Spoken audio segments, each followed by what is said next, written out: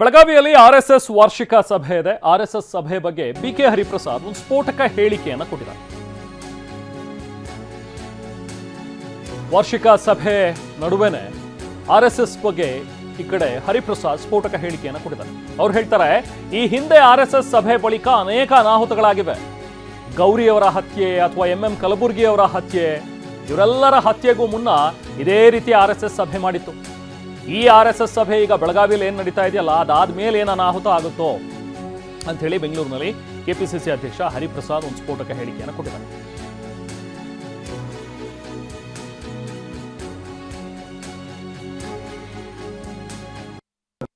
Meeting ಮಾಡ್ತಿದ್ದಾರೆ sir, ಇದೇ ವಿಚಾರವಾಗಿ ಯಾರು ತಪ್ಪಿಸಿದ್ದಾರೆ, ಯಾರು ಕಳ್ತನ ಮಾಡಿದ್ರು ಅವ್ರಿಗೆ ಕಠಿಣ ಶಿಕ್ಷೆ ಆಗ್ಬೇಕು ಅಂತ ಹೇಳಿದ್ರು. ಈಗ ಬೆಳಗಾಮಲ್ಲಿ ಮೀಟಿಂಗ್, ಅವ್ರು ಬೆಳಗಾಮಲ್ಲಿ ಯಾಕೆ ಮೀಟಿಂಗ್ ಮಾಡ್ತಾ ಇದ್ದಾರೆ ಅಂತ ನನಗೇನು ಗೊತ್ತಾಗ್ತಾ ಇಲ್ಲ. ಅದು ಅವ್ರ ಸಭೆ ಆದ ನಂತರ ಏನಾದರೂ ವಿಚಾರ ಬಂದರೆ ಅದಕ್ಕೆ ಉತ್ತರ ಕೊಡೋಣ. ಯಾಕಂದರೆ ಅವ್ರು ಯಾವಾಗಲೂ ಮೀಟಿಂಗ್ ಆದಾಗ ಕೆಲವೆಲ್ಲ ಆಗುತ್ತೆ. ದಬೋಲ್ಕರ್, ಪನ್ಸಾರೆ, ಕಲಬುರ್ಗಿ ಅವರು, ಗೌರಿ ಲಂಕೇಶ್ನ ಹತ್ಯೆ ಆಗೋಕ್ಕಿಂತ ಮೊದಲು ಸಹ ಈ ಥರ ಮೀಟಿಂಗ್ಗಳು ನಡೆದಿತ್ತು. ಈಗಲೂ ಸಹ ಮೀಟಿಂಗ್ ನಡೆಯುತ್ತೆ. ಮುಂದೆ ಭವಿಷ್ಯದಲ್ಲಿ ಏನೇನು ಅನಾಹುತಗಳು, ತೊಂದರೆಗಳಾಗುತ್ತೆ ಅನ್ನೋದನ್ನು ನೋಡಿ ಆಮೇಲೆ ಟಿಪ್ಪಣಿ ಕೊಡೋಣ.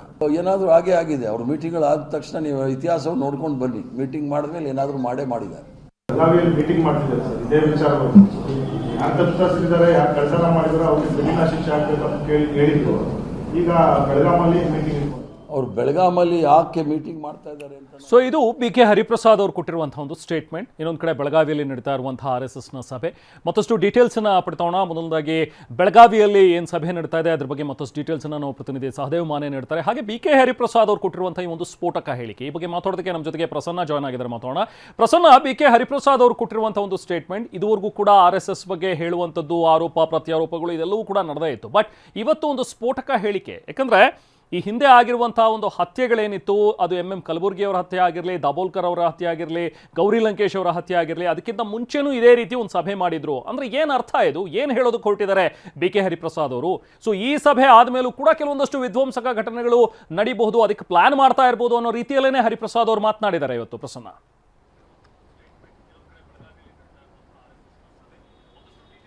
ರೆಹಮಾನ್, ಆರ್ಎಸ್ಎಸ್ನ ವಿಚಾರದಲ್ಲಿ ಬಹಳ ಕಠಿಣವಾದಂತಹ ಹೇಳಿಕೆಗಳು ಕಾಂಗ್ರೆಸ್ನ ನಾಯಕರಿಂದ ಬರ್ತಾನೆ ಇದೆ. ಅದು ಗೃಹ ಸಚಿವ ಪ್ರಿಯಾಂಕ್ ಖರ್ಗೆ ಅವರು ಇರಬಹುದು, ಕೆಪಿಸಿ ಅಧ್ಯಕ್ಷರಾದಂತಹ ಬಿಕೆ ಹರಿಪ್ರಸಾದ್ ಇರಬಹುದು. ಆರ್ಎಸ್ಎಸ್ ಸೈದ್ಧಾಂತಿಕವಾಗಿ ಕಾಂಗ್ರೆಸ್ನ ವಿರೋಧಿ ಅನ್ನುವಂಥದ್ದು ಒಂದು ಕಡೆ ಆದರೆ, ಕೇವಲ ಅಷ್ಟಕ್ಕೆ ಮಾತ್ರ ಹೇಳಿಕೆಗಳು ಕೇವಲ ರಾಜಕೀಯಕ್ಕೆ ಮಾತ್ರ ಸೀಮಿತ ಆಗ್ತಾ ಇಲ್ಲ.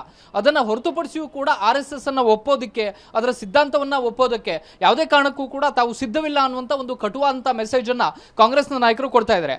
ಜೊತೆಗೆ ಸಂಘ ಪರಿವಾರ ಮತ್ತು ಸಂಘ ಪರಿವಾರದ ಸಿಸ್ಟರ್ ಸಂಘ ಸಂಸ್ಥೆಗಳಿರ್ಬೋದು, ಅದರ ಜೊತೆಗೂಡುವಂತಹ ಬೇರೆ ಬೇರೆ ಸಂಘ ಸಂಸ್ಥೆಗಳಿರ್ಬೋದು, ಅದರ ಆಧಾರದ ಮೇಲೆ ಈ ರೀತಿಯ ಅನಾಹುತಗಳು ನಡೀತಾವೆ ಅನ್ನುವಂಥದ್ದನ್ನ ನೇರವಾಗಿ ಹೇಳುವಂತ ಕೆಲಸವನ್ನ ಇವತ್ತು ಬಿಕೆ ಹರಿಪ್ರಸಾದ್ ಅವರು ಮಾಡಿದ್ದಾರೆ.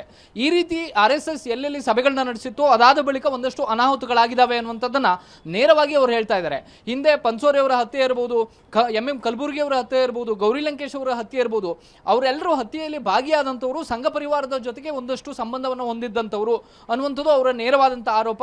ಈ ರೀತಿಯ ಸಭೆಗಳನ್ನ ನಡೆಸಿದಂತಹ ಸಂದರ್ಭದಲ್ಲಿ ಆರ್ಎಸ್ಎಸ್ ತನಗೆ ಇರುವಂತಹ ಉದ್ದೇಶಗಳನ್ನ ಸಂಘ ಪರಿವಾರದ ಕಾರ್ಯಕರ್ತರಿಗೆ ಕನ್ವೆ ಮಾಡುತ್ತೆ. ಅದಾದ ಮೇಲೆ ಈ ರೀತಿಯ ಘಟನೆಗಳು ನಡೀತವೆ ಅಂತ ಹೇಳಿ ನೇರವಾಗಿ ಅವರು ಆಪಾದನೆಯನ್ನ ಮಾಡಿದ್ದಾರೆ. ಅದಕ್ಕೆ ಈ ಎಲ್ಲ ಉದಾಹರಣೆಗಳನ್ನು ಕೂಡ, ಹಿಂದೆ ನಡೆದಂತಹ ಎಲ್ಲ ಘಟನೆಗಳನ್ನು ಕೂಡ ಅವರು ಉದಾಹರಣೆಯಾಗಿ ತೆಗೆದುಕೊಳ್ತಾ ಇದ್ದಾರೆ. ಆರ್ಎಸ್ಎಸ್ ನ ವಿಚಾರದಲ್ಲಿ ಕಾಂಗ್ರೆಸ್ನ ನಾಯಕರು ಬಹಳ ಕಠಿಣವಾದಂತಹ ಹೇಳಿಕೆಗಳನ್ನ ಕಳೆದ ಹಲವು ದಿನಗಳಿಂದ ನೀಡ್ತಾ ಇದ್ದಾರೆ. ಆರ್ಎಸ್ಎಸ್ ನ ಸೈದ್ಧಾಂತಿಕ ನಿಲುವು ಮತ್ತು ಕಾಂಗ್ರೆಸ್ನ ಸೈದ್ಧಾಂತಿಕ ನಿಲುವಿಗೆ ಎಲ್ಲೋ ಒಂದು ಕಡೆ ನೇರವಾದಂತಹ ಸಂಘರ್ಷ ಖಂಡಿತವಾಗಿಯೂ ಕೂಡ ನಡೀತಾ ಇದೆ. ಅದರ ಮುಂದುವರೆದ ಭಾಗವಾಗಿ ಇದೀಗ ಹರಿಪ್ರಸಾದ್ ಅವರು ಅತ್ಯಂತ ಕಠಿಣವಾದಂತಹ ಮತ್ತು ನೇರವಾದಂತ ಆಪಾದನೆಯನ್ನ ಮಾಡಿದ್ದಾರೆ. ಆರ್ಎಸ್ಎಸ್ ಇಷ್ಟು ದಿನಗಳ ಕಾಲ ತಾನು ದೇಶಭಕ್ತ ಸಂಘಟನೆ ಅಂತ ಹೇಳ್ಕೊಂಡೇ ಬಂದಿದೆ. ಅದಕ್ಕೆ ತನ್ನ ಎಲ್ಲ ಕಾರ್ಯಚಟುವಟಿಕೆಗಳನ್ನು ಕೂಡ ದೇಶದ ಸಂಘಟನೆಗೆ ಪೂರಕವಾಗಿ ಇರುವಂತಹ ಸಂಘಟನೆಗಳು, ಆ ರೀತಿಯ ಚಟುವಟಿಕೆಗಳು ಅಂತ ಆರ್ಎಸ್ಎಸ್ ಹೇಳ್ಕೊಳ್ಳುತ್ತೆ. ಆದ್ರೆ ಅದನ್ನ ಒಪ್ಪೋದಕ್ಕೆ ಕಾಂಗ್ರೆಸ್ನ ನಾಯಕರು ಸಿದ್ಧರಿಲ್ಲ. ಆರ್ಎಸ್ಎಸ್ ತನ್ನ ಮುಖವಾಡವನ್ನ ದೇಶಭಕ್ತ ಸಂಘಟನೆ ಅಂತ ತೋರಿಸ್ಕೊಂಡ್ರು ಕೂಡ ಅದರ ಹಿಡನ್ ಅಜೆಂಡಾ ಈ ರೀತಿ ಇದೆ, ಈ ರೀತಿಯ ಅನಾಹುತಗಳು ಘಟಿಸ್ತಾ ಇದ್ದಾವೆ ಅನ್ನುವಂತ ಆಪಾದನೆಯನ್ನು ಇದೀಗ ಕಾಂಗ್ರೆಸ್ನ ನಾಯಕರು ಮಾಡ್ತಿದ್ದಾರೆ. ಹರಿಪ್ರಸಾದ್ ಅವರು ಕೂಡ ಇದೇ ಕಾರಣಕ್ಕೋಸ್ಕರ ನೇರವಾಗಿ ಆರ್ಎಸ್ಎಸ್ ನ ವಿರುದ್ಧ ಈ ರೀತಿಯ ಹೇಳಿಕೆಗಳನ್ನ ಕೊಟ್ಟಿರುವಂತದ್ದು. ಬೆಳಗಾವಿಯಲ್ಲಿ ಆಯೋಜನೆಗೊಂಡಿರುವಂತಹ ಆರ್ಎಸ್ಎಸ್ ನ ಕಾರ್ಯಕ್ರಮದ ಬಳಿಕವೂ ಕೂಡ ಒಂದಷ್ಟು ಅನಾಹುತಗಳು ಆಗಬಹುದು ಅನ್ನುವಂತ ಆಪಾದನೆಯನ್ನ ಅವರು ಮಾಡ್ತಿದ್ದಾರೆ. ರೆಹಮಾನ್, ಎಸ್ ಪ್ರಸನ್ನ, ಹೋಲ್ಡ್ ಒಂದು ನಿಮಿಷ ಮಾತಾಡ್ತಾನೆ. ಈಗ ಸಹದೇವ್ ಕೂಡ ಜಾಯ್ನ್ ಆಗಿದ್ರೆ ಮಾತಾಡೋಣ. ಸಹದೇವ್, ಒಂದು ಕಡೆ ಹರಿಪ್ರಸಾದ್ ಅವರ ಒಂದು ಆರೋಪಗಳು ಇದೆಲ್ಲವೂ ಕೂಡ ಒಂದು ಕಡೆ, ಇದರ ನಡುವೆನೇ ಈಗ ಆರ್ಎಸ್ಎಸ್ ವಾರ್ಷಿಕ ಸಭೆ ಕೂಡ ಆರಂಭವಾಗಿದೆ. ಸೊ ಹೇಗೆ ನಡೀತಾ ಇದೆ ಸಭೆ, ಏನೆಲ್ಲ ಅಂಶಗಳು ಚರ್ಚೆ ಆಗ್ತಾ ಇವೆ, ಅಥವಾ ಯಾರೆಲ್ಲ ಭಾಗಿಯಾಗಿದ್ದಾರೆ ಈ ಒಂದು ಸಭೆಯಲ್ಲಿ, ಹೇಗಿದೆ ಈಗ ಅಲ್ಲಿನ ಒಂದು ಸಿಚುವೇಶನ್? ಸಹದೇವ್.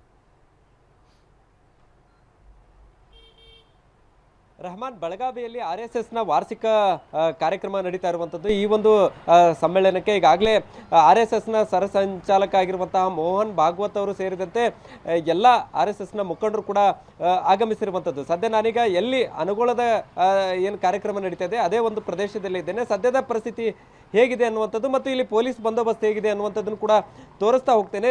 ಸದ್ಯ ಈಗ ಒಂದು ಕಡೆ ಪ್ರಿಯಾಂಕ್ ಖರ್ಗೆ ಅವರು ಕೂಡ ಸಾಕಷ್ಟು ಕಟುವಾಗಿ ಈ ಒಂದು RSS ಬಗ್ಗೆ ಮಾತಾಡಿದ್ರು ಕೂಡ ಈಗ ಸದ್ಯ ಏನು ಪೊಲೀಸರು ಕೂಡ ಇಲ್ಲಿ ಭಾರಿ ಬಂದೋಬಸ್ತನ್ನ ಕೊಟ್ಟಿರುವಂಥದ್ದು. ನೀವೀಗ ದೃಶ್ಯಾವಳಿಗಳಲ್ಲಿ ನೋಡ್ತಾ ಇರುವಂಥದ್ದು ಇದು ಸಂತಬೀರ ಶಾಲೆಯ ಸದ್ಯದ ದೃಶ್ಯಾವಳಿಗಳು. ಈಗಾಗಲೇ ಬೆಳಗ್ಗೆ 10 ಗಂಟೆಯಿಂದ ಇಲ್ಲಿ ಇವತ್ತು ಮೊದಲನೇ ದಿನದ ಕಾರ್ಯಕ್ರಮಗಳು ಶುರುವಾಗಿರುವಂಥದ್ದು.